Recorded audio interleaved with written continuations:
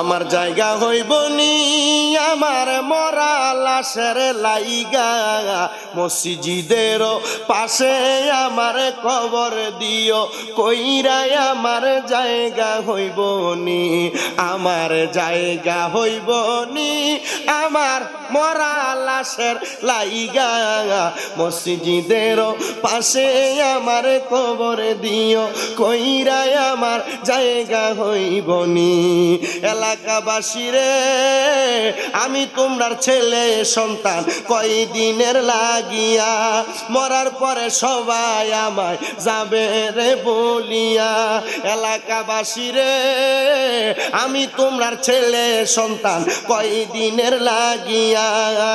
মরার পরে সবাই আমায় যাইবারে বলিয়া ওরে কষ্ট হইলে 3.5 হাত মাটি দিও কইরাই আমার জায়গা হইব নি আমার জায়গা হইব নি আমার মরা লাশের লাইগা মসজিদের পাশে আমার কবর দিও কইরাই আমার জায়গা হইব নি জগৎবাসী রে আমি যেদিন জামু চইলা দুনিয়া ছাড়িয়া ভাই বন্ধু আত্মীয় স্বজন যাবে রে বুলিয়া ওরে 3.5 হাত মাটির ঘরে 3.5 হাত দিও রে শুবাইয়া আমার জায়গা হইব নি আমার জায়গা হইব নি আমার মরা লাশের লাইগা মসজিদের পাশে আমার কবর দিও কইরাই আমার জায়গা হইব নি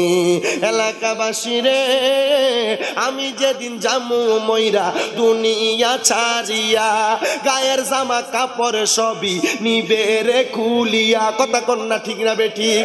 আমি নিজেই গজলটা লিখছিলাম একদিন আসরের নামাজের পরে অসুস্থ অবস্থায় শুয়ে রইছি হঠাৎ করে গায়ের পশমগুলা দাঁড়ায় গেছে মাথাটা চক্কর দিছে ওইটার সাথে সাথে মরার কথা স্মরণ করে গজলটা লিখছি আমি লিখছি সুরে সুরে এলাকাবাসী রে আমি যেদিন জামু মইরা দুনিয়া ছাড়িয়া জামা কাপড় সবই আমার নিবে রে খুলিয়া ওরে সাদা মার্কিন কাপড় আমায় সাদা রামাই দিও রে পরাইয়া আমার জায়গা হইব নি আমার জায়গা হইব নি আমার মরা লাশের লাইগা মসজিদের পাশে আমার মসজিদের পাশে আমার কবর দিও কইরাই আমার জায়গা হইব নি একটা জবানও বন্ধ রাখবেন না আপনারা মোহাব্বতের আওয়াজে বলেন আমাদের আসল বাড়ি যে কবর কথাটা সত্য না মিথ্যা।